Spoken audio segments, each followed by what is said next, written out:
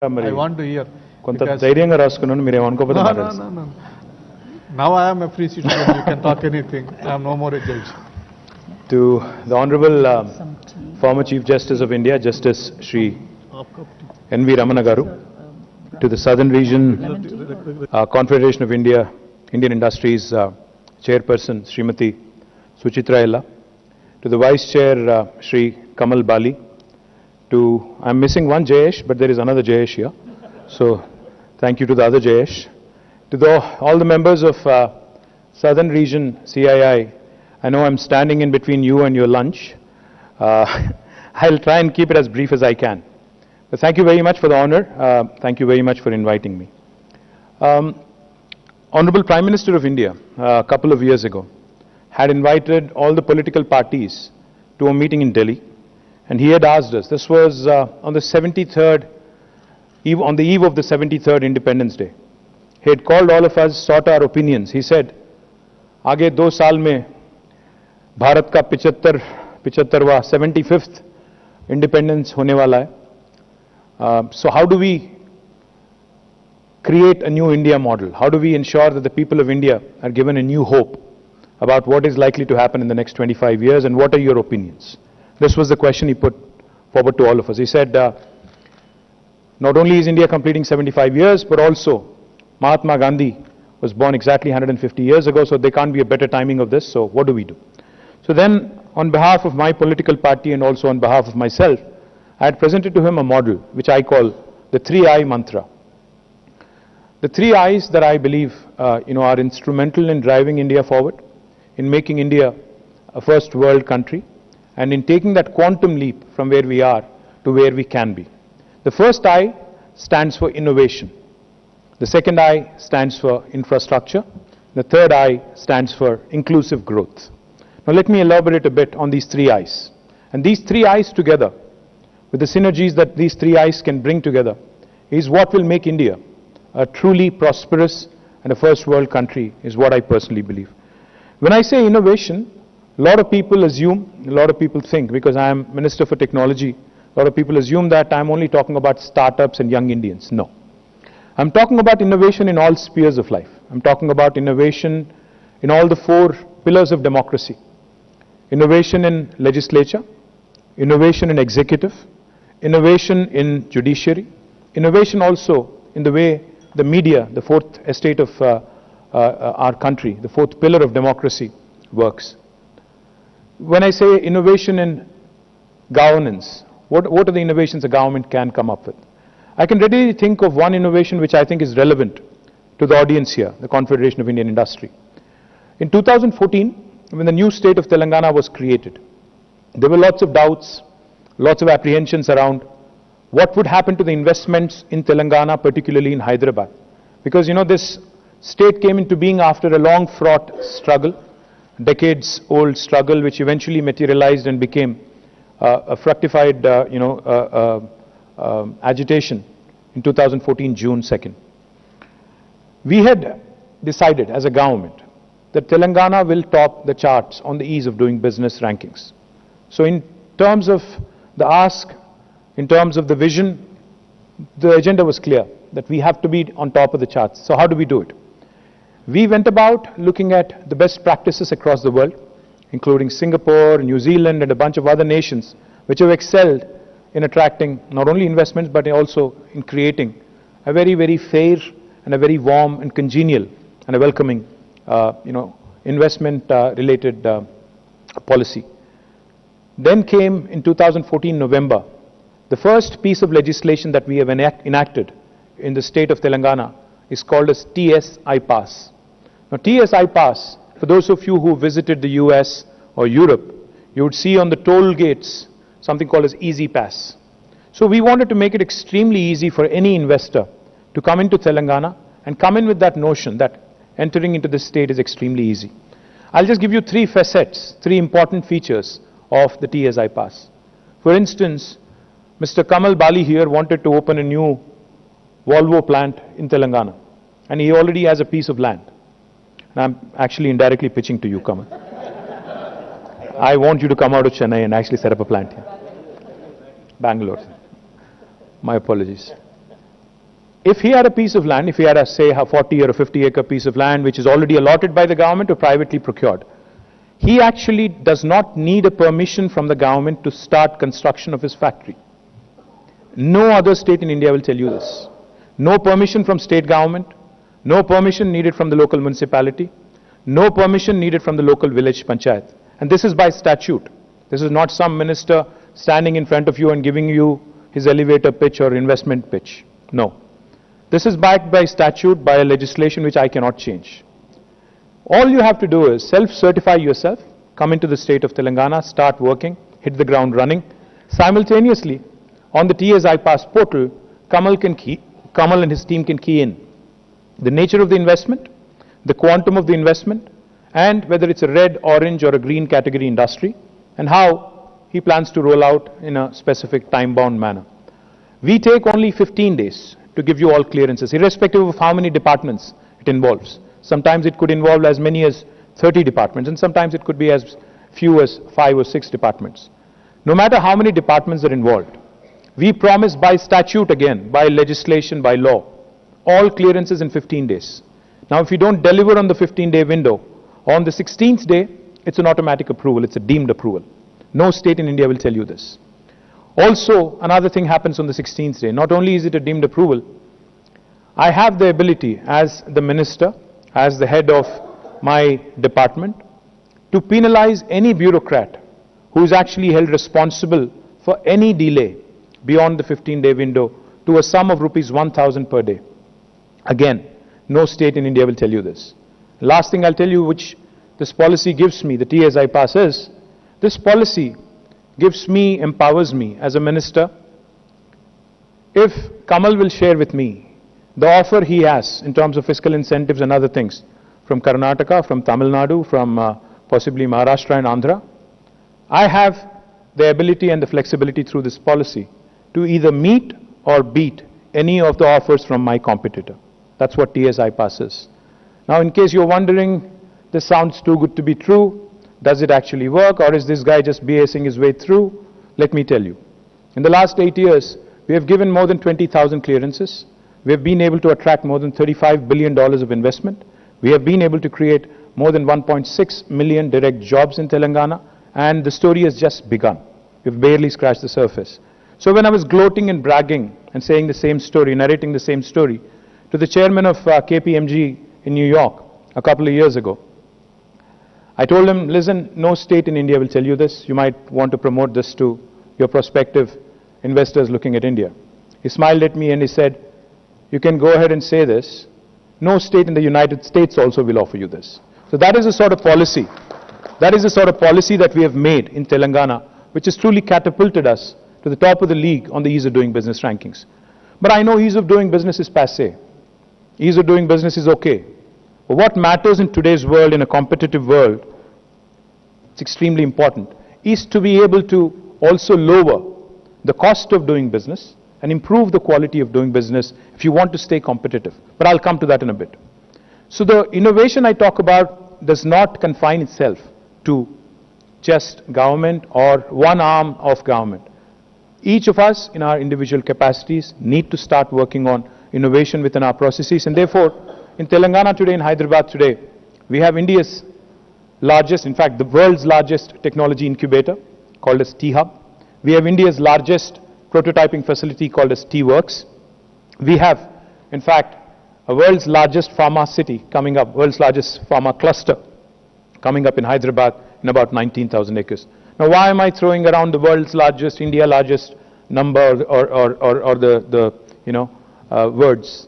The reason being, I know economies of scale are important. If India has to compete with China, we need economies of scale. I remember very vividly when Mr. Piyush Goyal was here a couple of years back, we had a closed-door meeting with All India Medical Devices Manufacturers Association. This was right at the time when COVID started. So we were just interacting, taking questions. One of the leaders from the industry stood up.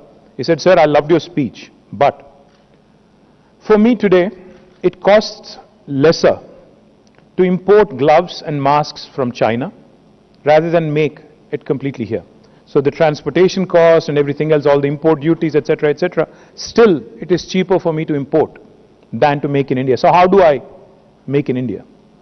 Of course, Piyush Goyal gave a very nice speech about nationalistic feelings and a bunch of other things.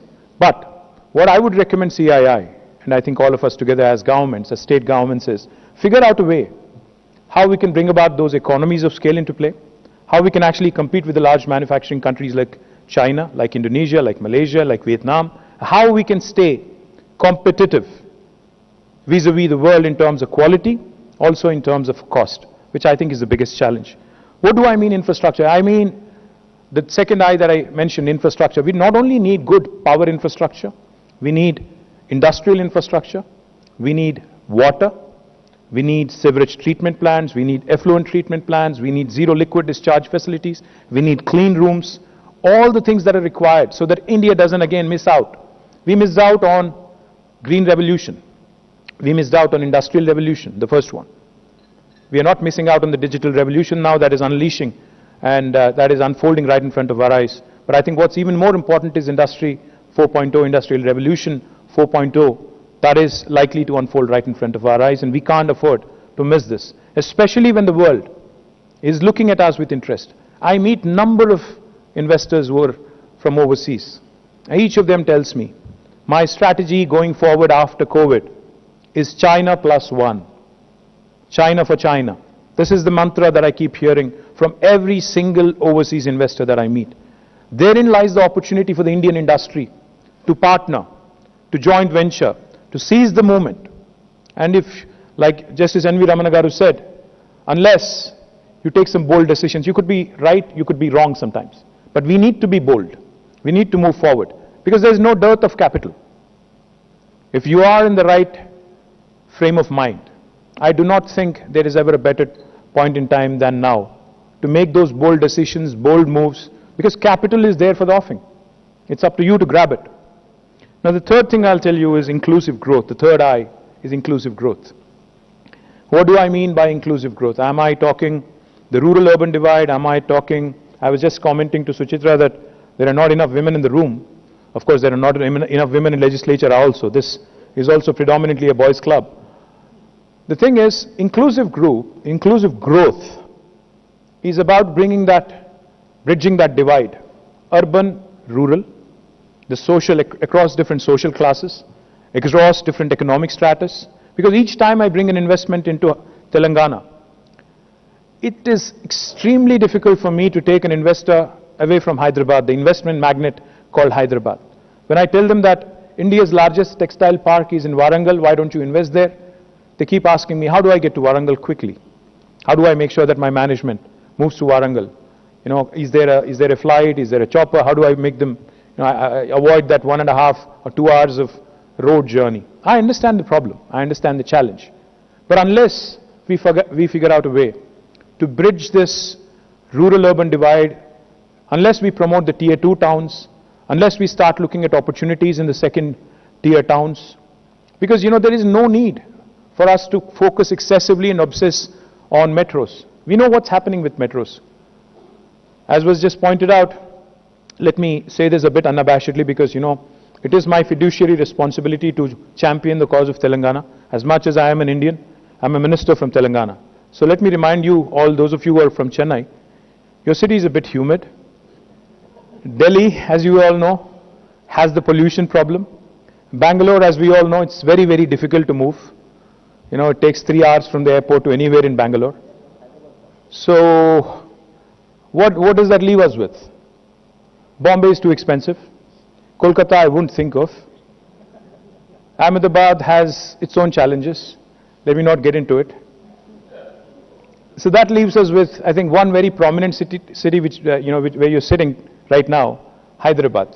And as you navigate from the city airport into the city, you would have realized that the infrastructure is much superior, far better. The quality of air you can breathe in Hyderabad, it's not a gas chamber yet. The greenery that you see, in fact, we've just bagged the World's Green City Award as recently as a couple of weeks ago, beating Montreal, Paris, Bogota, beating Bangalore and all the Indian cities fair and square. In terms of quality of living, we rank second to none. Last 5 years in a row, Mercer has rated us as a city with the best quality among Indian cities, 5 years in a row, 2015 onwards till 2020. The quality of living is higher, the cost of living is lower. We are as good and better in terms of resources, in terms of human and other resources. And like I said, the government is extremely progressive, and we are focused on building scale. We are focused on building infrastructure, ensuring that you not only survive but thrive in this brilliant city of ours. Now, the subject that was given to me is not just to promote Telangana, but also talk about the economic agenda for the state. Let me just give you two statistics, because you're all business leaders, you're all people of numbers. Ultimately, what matters is bottom line, I understand. So let me just give you a couple of numbers.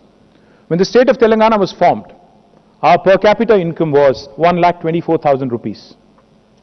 In 7 years, flat, Telangana's per capita income is the highest in the country today at 2,78,000 rupees. It's a phenomenal rise of almost 130%. And this is the highest in the country.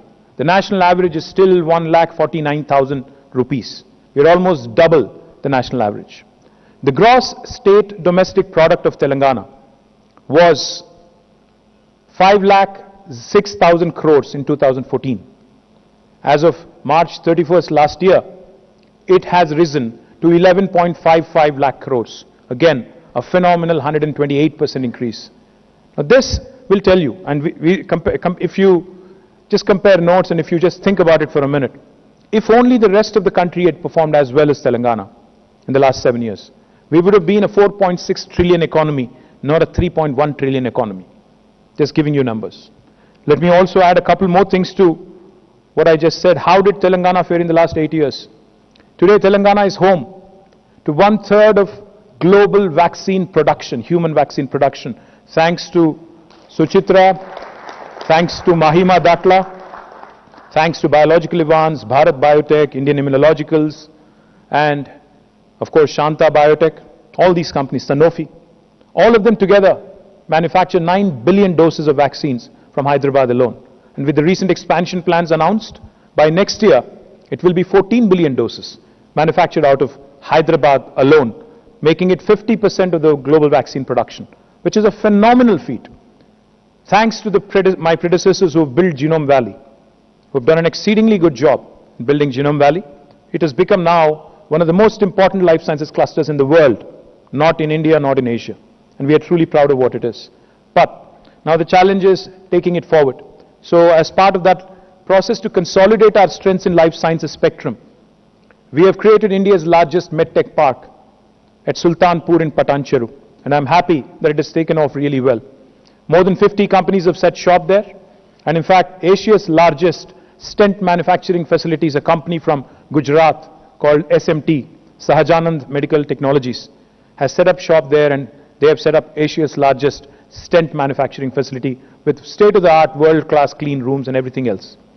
Also, consolidating strength in life sciences, now we are aiming to create the world's largest pharma cluster in Hyderabad Pharma City. It's on the last leg, and I'm hoping to break ground very, very soon.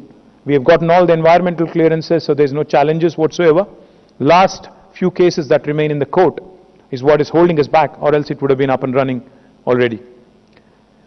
Life sciences, as important a sector as it is, especially post-COVID, we know the importance of healthcare, life sciences, etc.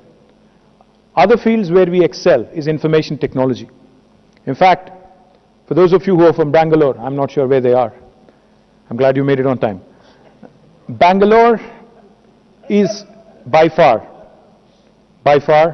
way ahead of us in terms of overall numbers. But we are the Pepsi of the beverages market. We are number 2, second only to Bangalore. So we have more fire in the belly. The government in Bangalore has lost the fire in the belly, they gave up. Bangalore grows because industry there is in an inertia mode. You know, you are happy there, so you just want to grow right next door. Otherwise, there's no real reason for you to be there, honestly speaking. But let me tell you how we are different. In Hyderabad, the government is driving innovation. In Hyderabad, the government is actually playing the role of an enabler. We are continuously working on infrastructure. My predecessors have done it, and I'm continuing that good work forward. We are driving innovation by way of creating institutions like T-Hub, like V-Hub, Women Entrepreneurs Hub, like TSIC, the Telangana State Innovation Cell, like TASK, the Telangana Academy for Skills and Knowledge, like RICH, the Research and Innovation Center for Hyderabad.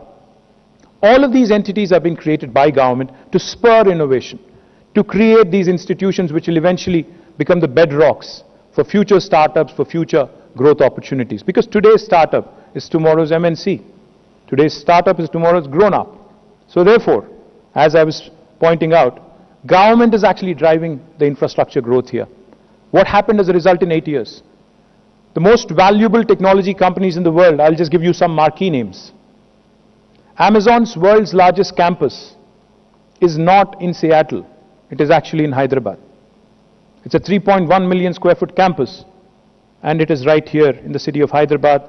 It has been inaugurated in 2018. It started in 2014. We gave all permissions flat in 11 days to Amazon's world's largest campus. Google, Microsoft, Meta, Uber, Salesforce, Apple, Micron, Qualcomm, the list goes on, Novartis, all of their second largest campuses in the world, Medtronic, are here in the city of Hyderabad, and all of them have come in the last 7 years. This is a testament to the progressive governance at play. This is the testament, this is a proof of what a government with single-minded focus can achieve. I can go on, talk a bit more about technology, but one number that will stand out. The IT exports from Telangana in 2014 were 57,000 crores of rupees. As of March this year, they stand at a 248% increase, 1,83,000 crores. A whopping increase of 248%. That shows you how quickly Hyderabad has been growing. And for the first time in the history of this country, we have beaten Bangalore 4 quarters in a row in terms of office space absorption, which is typically a barometer for the growth, kind of growth the industry and the city is experiencing. And it's also, of course, a challenge for me as Urban Development Minister, because the more quickly you grow, the more quickly you run into infrastructure challenges. Let me also quickly add a couple of other sectors. Aerospace and defense, another very, very important sector where India has a huge opportunity. Hyderabad is doing really well. I don't know how many of you know this. Gareth wouldn't mind knowing this also, I'm sure. President Joe Biden's helicopter cabin is also made in Telangana. In fact, Sikorsky is the company, along with Tata's. They make American president's helicopter cabin right here in the city of Hyderabad. Not only Sikorsky, but Lockheed, Boeing, GE, Honeywell, I can go on, the list is long. Several aerospace and defense companies, Safran, have made Hyderabad their home. We're looking to, of course, get more English companies into Hyderabad and Telangana as well. Thank you, Gareth, for the support. So aerospace and defense is another very important sector for us. But what is the way forward? What are we looking at? How do we see the $470 billion Telangana economy growing and becoming a $1 trillion economy? How do we envisage the growth? Where do we envisage the growth, etc.? Of course, the sectors that I've just mentioned are extremely important. Technology, of course, is an important sector. But I think what makes technology exciting is, Hyderabad is that place I keep saying to a lot of people. Hyderabad is neither North India nor South India. If you ask me, it is where the north of India meets the south of India. It is where biology meets technology. It is where life sciences meets data sciences. It is where paratha meets dosa. It is where Mangoverse meets Metaverse.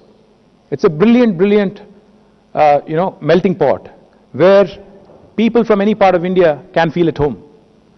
My friends from Chennai will have to excuse me, but anybody from North India will tell you that it's very difficult to survive in Chennai, not knowing Tamil or English. If you are a Hindi speaker, you'll have a tough time.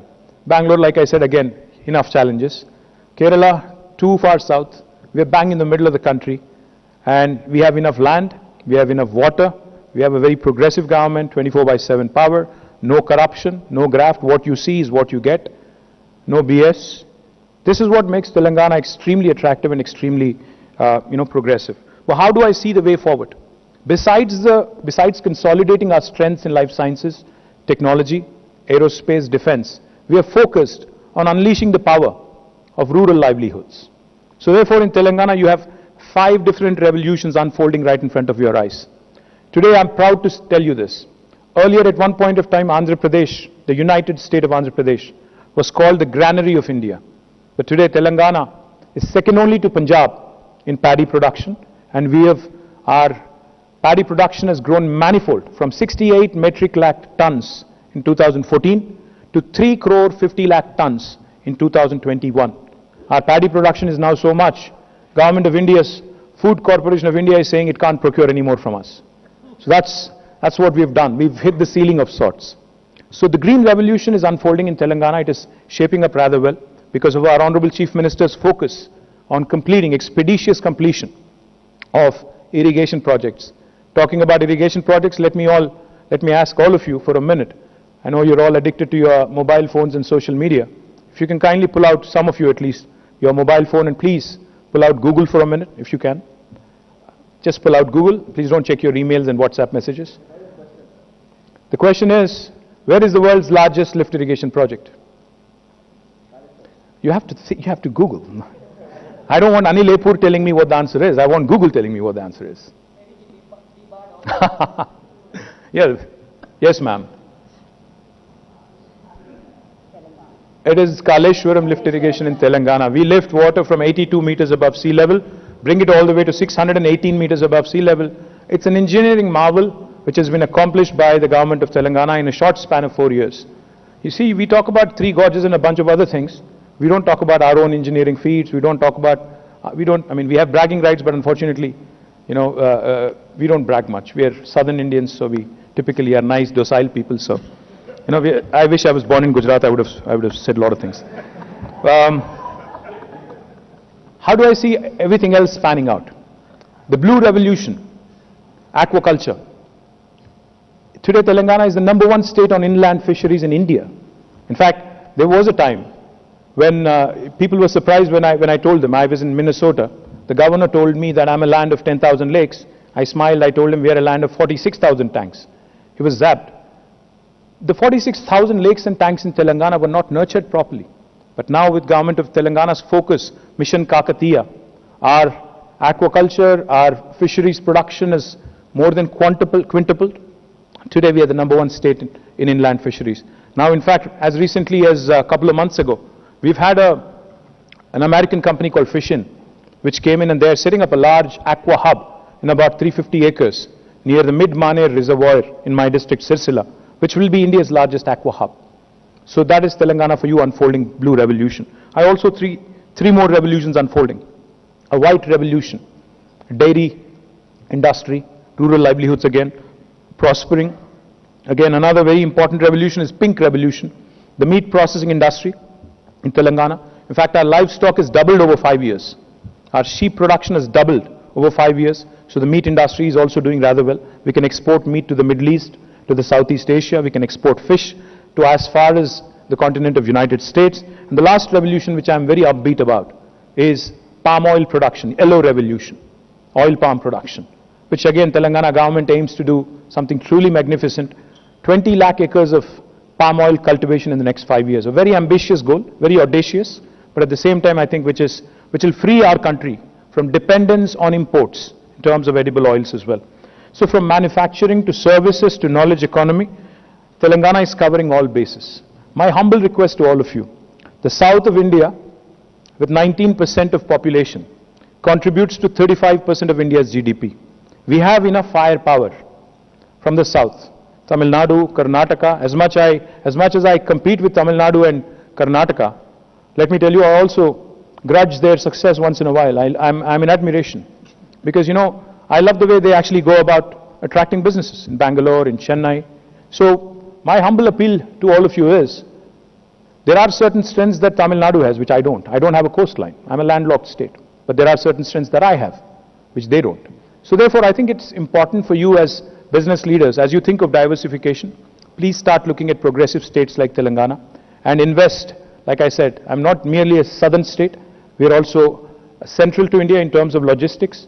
Our centricity also matters. We cover all bases. You can cover all bases from one single location. You can make this your hub. You can have multiple spokes elsewhere. But I request Kamal Bali to announce that he is investing in his next plant right here. Thank you very much. Jai Telangana.